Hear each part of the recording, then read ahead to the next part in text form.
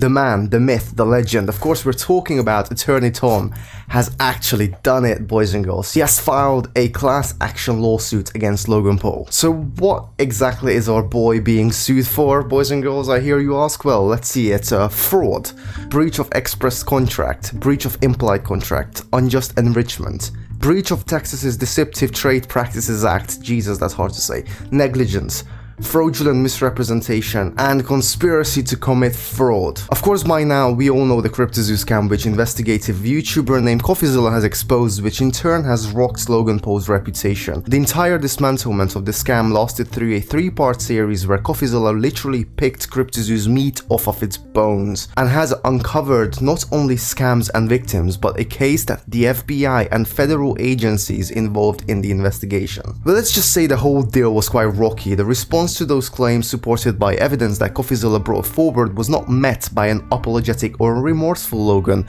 but more of a cocky and stubborn one who doubled down defending himself that he indeed not scam anyone, even going as far as to threatening CoffeeZilla with a lawsuit for defamation. As we know by now, that really didn't go his way. Of course, this came with its own share of backlash, and Logan quickly found himself in a grave that he himself dug deeper. He proceeded to delete the first 2 response videos that he addressed to CoffeeZilla and made a third final one where he apologized to CoffeeZilla, dropped the legal action pursuit against him, and has come up with a redemption plan as to how he will pay back those who invested, as well as doing some damage control regarding how he will finish the CryptoZoo game. This is, in my opinion, where Logan actually made a huge mistake, because from a legal standpoint, he probably just should have shut the hell up and not made any responses, not commented on anything, just to allow the professionals to do the defending for himself. But the problem is that in these response videos, he not only incriminated himself, he incriminated his entire team.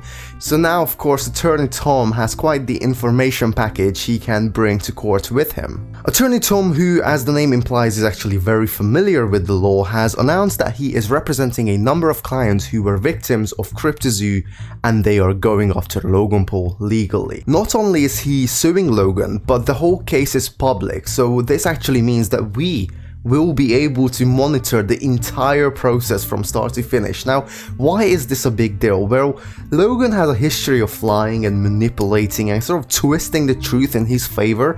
However, this time, he won't be able to go on his little podcast and tell everyone about how he's the victim, because literally we'll have the entire case public. There will be no theatrics, no curtains to hide behind, no bunker to hide in. This is literally a spotlight on Logan Paul inside the courtroom.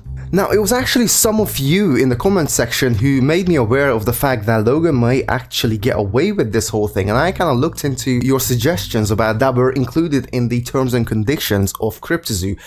One of them is the arbitration, and the other one is the class action waiver. Now, obviously, I'm not a big legal head, so I kind of did some research onto them, and I've got Attorney Tom explaining and America's attorneys explaining all this kind of stuff, so I don't really want to go too into it because, as I said, I'm not a lawyer and they do a much better job. However, if you've not seen those videos, I'm just going to give you a quick recap. So an arbitration is a clause in a contract that sort of makes 2 parties resolve their issues in an arbitration process rather than going to the actual court in front of a judge or jury. And then, of course, there's the class action waiver, which basically means that if there are more than one claimant and more than one people who are unhappy with the transaction process, they can actually come together as a group and file a complaint that way. Now, a class action waiver kind of stops this from happening, which means every single individual will have to file for a lawsuit individually to them, individually to the subject, and they can't do it as a group who experience the same sort of fraud in this case, of course. Of course, terms and conditions are not always automatically enforceable, and in this case, due to the highly controversial team that developed CryptoZoo,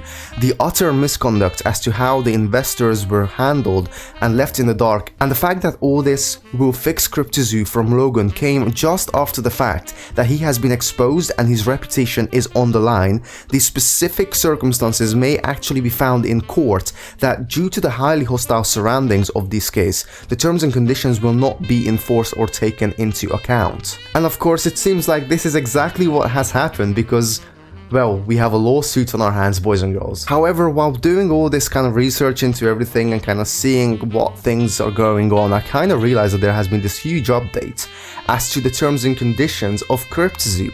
You see, boys and girls, Attorney Tom actually made another video addressing that he found a terms and conditions, the original one, which did not include an arbitration, nor did it include a class action waiver. At the time of the launch, the CryptoZoo's terms and conditions actually did not include a class action waiver, nor did they include an arbitration clause. Behind me are the original version 1 of the CryptoZoo terms and conditions. As you can see, it's not very much. This is actually the entire thing.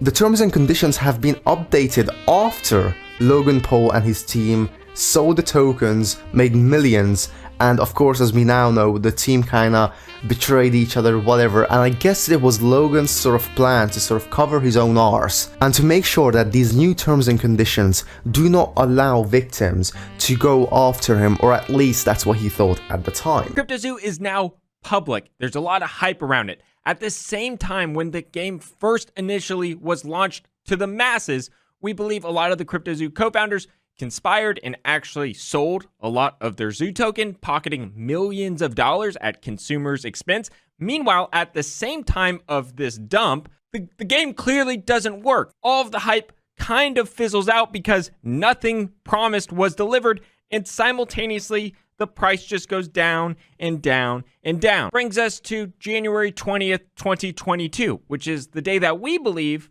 CryptoZoo updated their terms and conditions to version 2. Now, version 2 is the terms and conditions that includes the class action waiver and arbitration clause. Something that's even more fucked up about this whole situation is how the terms and condition would imply that just by holding onto the tokens, you automatically agree to any new terms that they may add. I mean, as far as fair trade goes, this is absolutely hostile in my opinion. However, apply it to the situation here. Essentially, what we believe this says is a court will not allow a party to cause damage, all of this harm, with version 1 of the terms and service, and then suddenly just apply version 2 of the terms and service retroactively to the users who were already in the ecosystem and already damaged by what was going on. It is also quite important to add that this is how Logan Paul treats the fan base and everyone else, you know.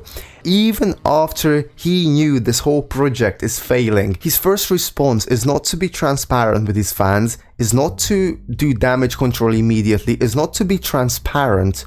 It's immediately to change the terms and conditions so you can run away to Puerto Rico and just forget about the whole thing. Well, guess what, mate? Attorney Tom is coming for you, and he's coming for you hard. It is also very important to address that, unfortunately, for now, only the people who live in Texas will be able to do this, simply because Texas's consumer protection right is vastly better, I suppose, than any other state in America as of now.